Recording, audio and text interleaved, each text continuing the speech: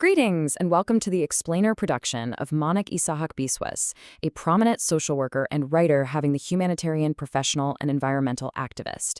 He possessed dynamic quality for writing good articles and standalone data-driven decision-maker, right?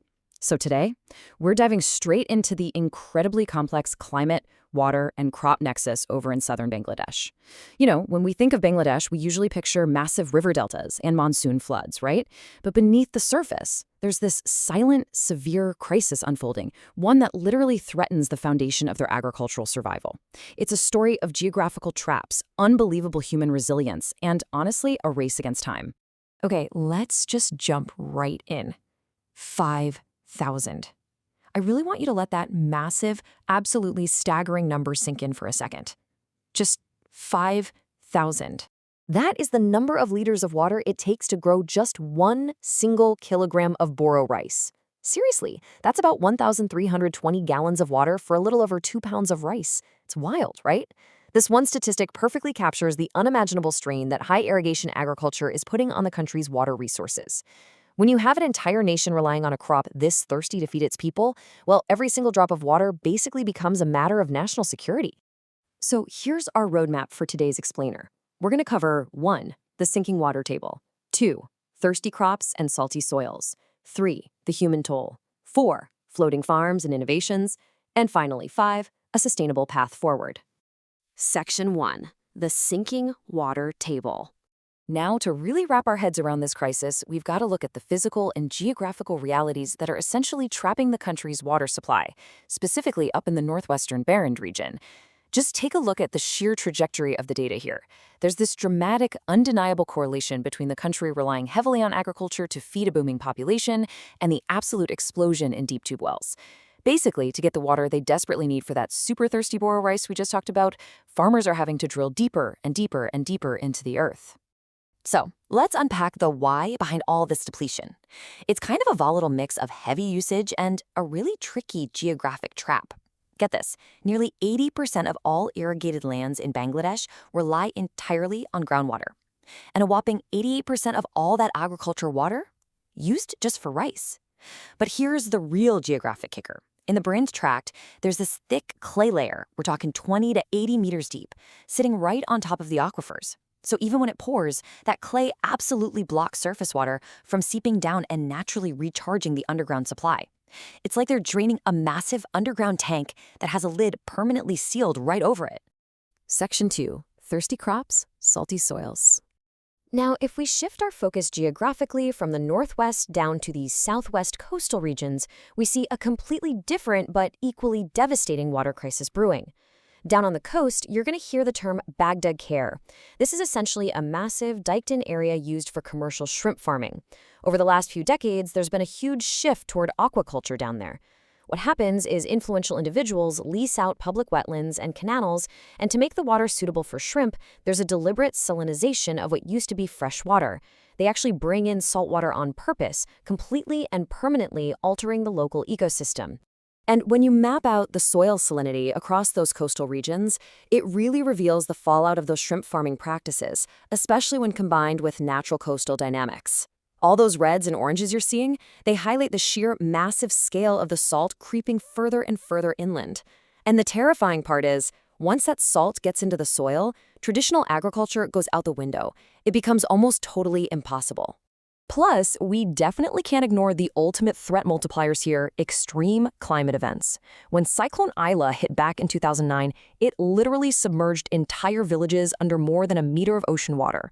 Now, the baseline salinity was already bad, but this catastrophic event spiked the salt levels so high that all agriculture was completely halted for 3 to 5 whole years. Crops died, trees died, and the soil was essentially sterilized by the salt for years. Section 3. The human toll.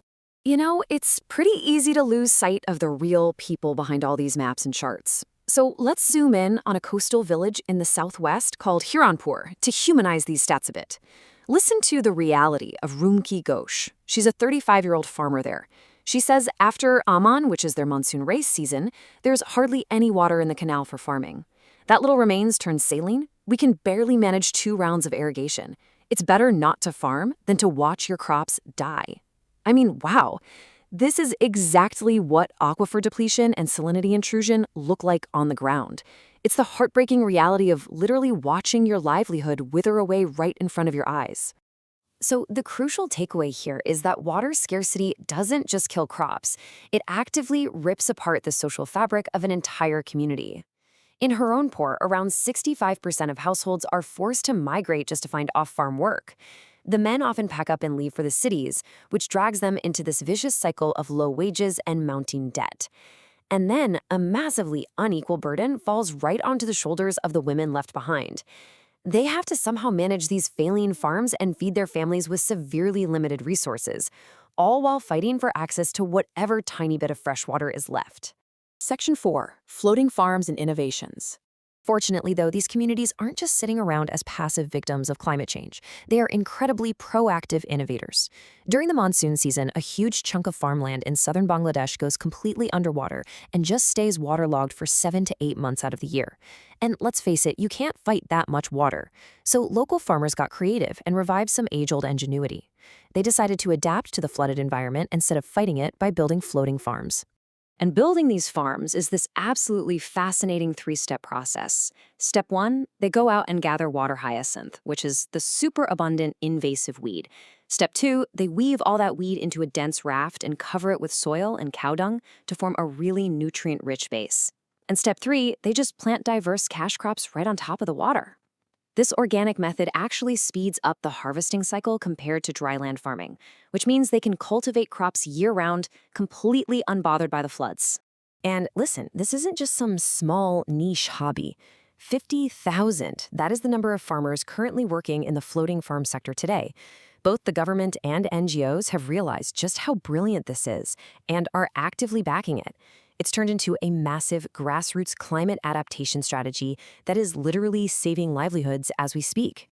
Section 5. A sustainable path forward. Now, while floating farms are an amazing fix for flooded regions, we still have to tackle that massive groundwater depletion happening in the dry areas. How do we actually scale up systemic and technological solutions? Well, first off, we have to fundamentally change how we grow rice. Traditional flooding takes a massive, continuous input of water. But there's this proven method called alternate wetting and drying, or AW. By simply letting the field dry out a bit periodically before flooding it again, farmers can use 30% less irrigation water to grow the exact same yield of rice. 30%. This proves that our agricultural practices really can evolve to stabilize the water table, all without sacrificing a single ounce of food security. Second, we've got to rethink the energy side of things. Right now, these expensive, highly polluting diesel pumps are powering about 80% of all groundwater irrigation in Bangladesh. Transitioning over to solar-powered irrigation? Absolute game changer. Not only does it drastically slash costs and carbon emissions, but field studies are actually showing that it actively supports the women managing these farms. It saves them tons of time and really reduces the physical burden of securing irrigation day in and day out. Which leaves us with a pretty profound question as we wrap up this explainer today. As climate change intensifies across the globe, how are we going to balance the urgent, growing need for global food security with the preservation of our absolute most precious, finite resource, water? The struggle happening right now in the fields of Bangladesh is truly a preview of the challenges the whole world is going to face sooner rather than later. Thank you for watching the explainer of Manik Esahak Biswas. Have a blessed day ahead and subscribe our channel to get more informative explainers in future.